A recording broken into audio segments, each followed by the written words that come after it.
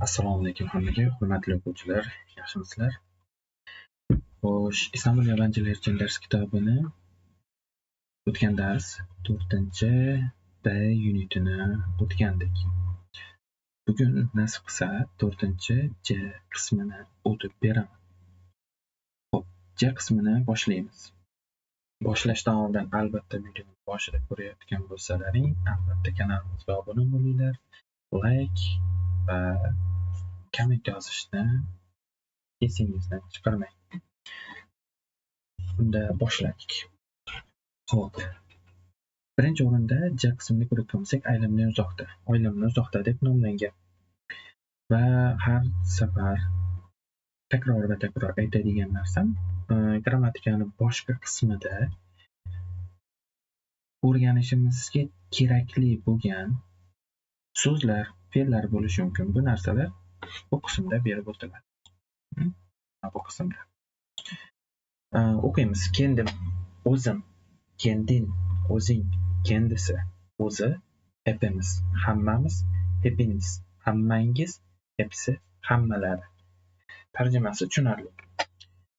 Qarindoshlaring nerede? Qarindoshlaring qayerda? Qarindoshlaring. Hop, hepsi Ankara'da, hammasi Ankara'da.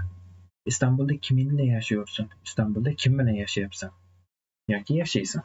Kendim yaşıyorum. O'zim yashayapman yoki o'zim yashayman? Ayşe kime kitap alıyor? Ayşe kimga kitob olyapti? Kendisini alıyor. O'ziga olyapti. Kendisini. Hop, bu qismda o'qib tushuntirdim. Hazillik chalishmasini 1dan 5gacha rasmlar berilgan va bu qismda nima qilinyapti? Aktivitelar berilgan. Bu narsani raqamlab qo'yamiz. O'qimani o'qiymiz. Kimdan? Sevgili ailem oilasiga xat yozyapti. Xatni o'qiymiz. Umumiy o'qimani 2dan 4-mashqgacha o'qima son mashqlarini bajaramiz. Xo'p, ketdi. Grammatikasini ochamiz. İstanbul yabancılar uchun dars kitobi A1 darajamiz 61-bet. Dil belgisi grammatikamiz kendi plus iyilik eki. Nima degani? Kendini yozib olamiz. Kendi degani o'zi degani.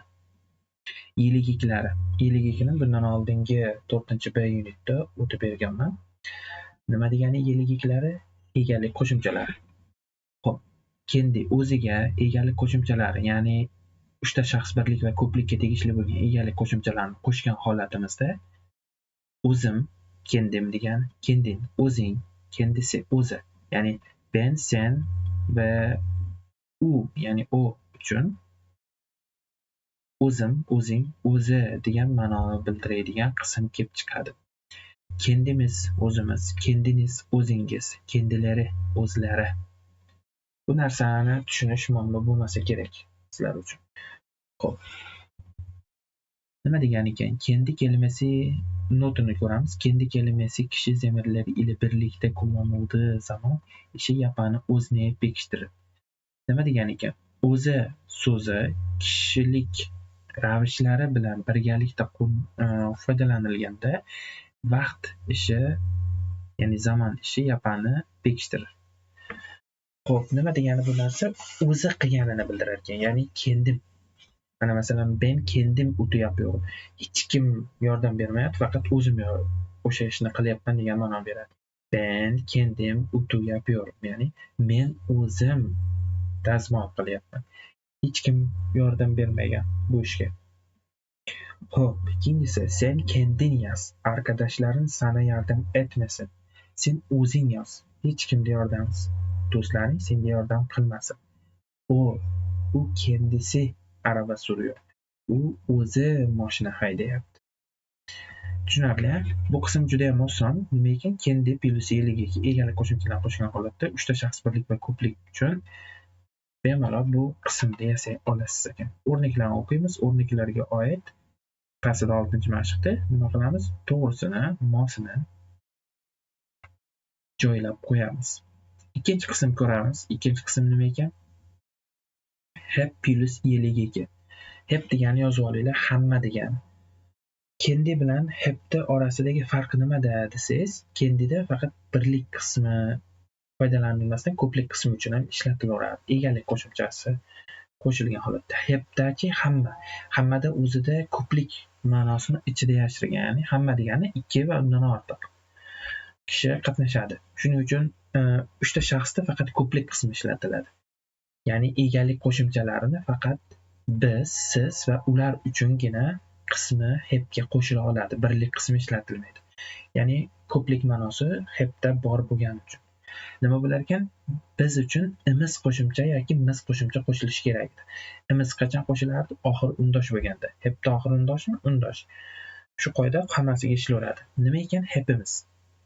Hammamiz 2 va undan ortiq kishi. Hammamiz deganda o'sha ortiq kishilar ichida biz ham bor bo'lamiz. Hepiniz, hammangiz, biz yo'q bo'lamiz, ular hammalari degan, ya'ni sizga nisbatan aytsangiz bo'ladi. Hepsi ular uchun nima bo'ladi? Hammalari. Hepimiz hammamiz, hepiniz hammangiz, hepsi hammalari. Tushunarli? Bu narsani yasalish muammo emas. Buni yasalishini ko'rib oldik. O'rnaklarini o'qiymiz. Hepimiz o'quvchimiz, hammamiz o'quvchimiz yoki talabamiz. Kim? Hammamiz. Hepiniz cho'k chalishgansiniz. Hammangiz juda mehnatkashsiz deyapti. Bu mevalerin hepsi taze. Bu mevalarning hammasi sveji, ya'ni yangi degani. Tushunarli? Nimani o'tdik bugun? Birinchi qismida til belgisida kendi plus yeligaki, ikkinchi qismida esa hep plus yeligaki. Endi grammatikamiz ikkinchi qismi bor, belirtma eki. Belirtma eki ona tilchilar ko'rayotgan bo'lsa bilasizlarki, ya'ni kelishiklar bor. Dan o'tdik, danni o'tdik, gani o'tdik. Endigi o'tadigan kelishigimiz belirtma eki, aniqlashtirish qo'shimchasi. Xo'p, ne qo'shimchasi desak ham bo'ladi buni. Iyeligiklar, egalik qo'shimchalar o'tgan paytda gani, nini, ningda foydalanganda kelish qo'shilgan paytida o'sha hozirgi qavs ichidagi yeni nima qilib bo'lib ketishini ko'rdik, ne bo'lib ketishini ko'rdik. Uchinchi shaxs birlik va ko'plikda ishlatilganda. Agar yo'q, uchinchi shaxs birlik va ko'plikka nisbatan gaplar ishlatilmasdan oddiy gaplarda kelayotgan bo'lsak, ya'ni birinchi shaxs birlik va ko'plikda, ikkinchi shaxs birlik va ko'plikda ishlatilsa yo'q. Bemalol nima qilasiz ekan? Xuddi shu ye holatini o'zini ishlataverasiz. Faqatgina nega o'zgarish qoidasi o'rinli bo'ladi uchinchi shaxs birlik va ko'plik uchun, ya'ni u va ular uchun. Ye qo'shimchamizni yaxshilab ko'rib olamiz. Qavs ichida bo'lishining sababini juda yaxshi bilasizlar. Ye qavs ichida bo'lishining sababi o'zi qo'shiladigan so'zda eng oxirgi qismi unli bo'lgandagina chiqib keladi degani. Agar undosh bilan tugaydigan bo'lsa, bu ye ishlatilmaydi. Nima ekan bu? To'rtlik sxema. Mana bu ye, ne qo'shimchamiz bizdagi. Hozir yozib olamiz qaranglar. Xo'p, qavs ichida qiziqcha, qavs ichida ye katta e bo'ladi.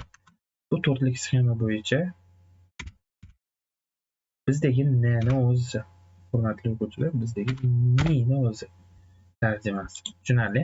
Nima u turk tilidagi unaqa qo'shimchamizda o'zbek tilidagidan farqi nimada? To'rtlik sxema bilan tushlanib qo'yishida. To'rtlik sxema bo'yicha ye, yi, yu, ingichka yu bo'lishi mumkin. Agar oxiri unli bilan tugasa, o'zi qo'shiladigan so'z eng oxirgi qism unli bilan tugasa, ye, yi, yu, ingichka yu bo'ladi. Agar oxirgisi undosh bilan tugasa, lekin oxiri unlisiga qarab turib, i, ingichka u va qalin u bo'lishi mumkin bo'ladi. Bu nimani beradi? Ne qo'shimchasini beradi. Xudo xohlasa, bundan tashqari nin qo'shimchasini bu tarafda berilmaydi kitobda davomida. Shuning uchun qo'shimcha tushuntirib ketaveraman bu yerda. Xuddi tepadagiga o'xshaydi. Ning qo'shimchasi bor. Ne va ning qo'shimcha. Qanday bo'ladi bu narsa? Qavs ichida ye, qavs berikitamiz, katta e, n.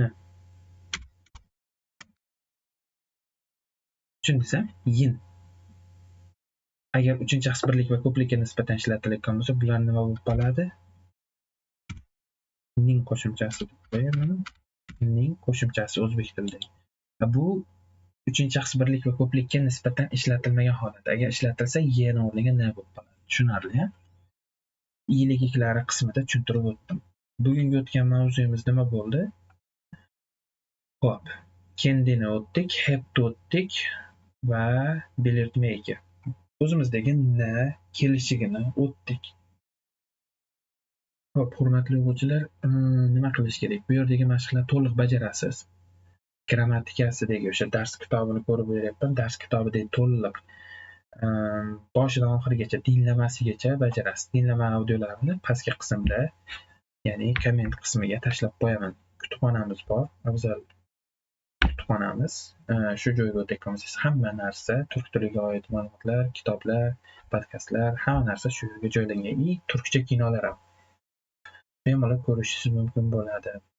Xo'p, mana 13-audioni eshitsangiz, shu 10-mashqni audiosi bo'lar ekan. Buni siz o'qigan davomida nima qilib ketasiz?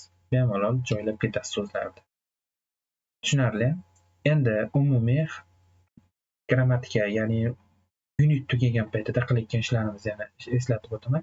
Har unit o'tganda oxirida nelar o'rgandik degan qismni bajarib qo'yasiz. Bu 4-unitda A, B, J qismlari bo'yicha to'liq ma'lumotga ega bo'lganingizdan keyin qanchalik uni o'zlashtira oldingiz, o'sha narsaga nima qilasiz?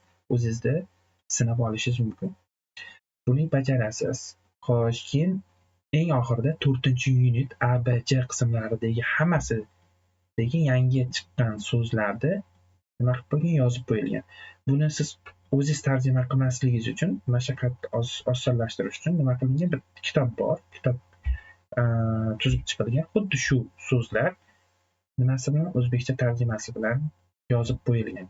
Istanbul yaponchilar uchun dars kitobi A1 dan J1+ darajagacha bo'lgan kitobni har unitidagi yangi chiqqan so'zlarni o'zbekcha tarjimasi bilan saralab qo'yilgan kitob bor. Bunga o'tish uchun ham pastki qismda link qoldiraman. Kutubxonamizga yozib bo'lgan holatda bemalol foydalanishingiz mumkin bo'ladi.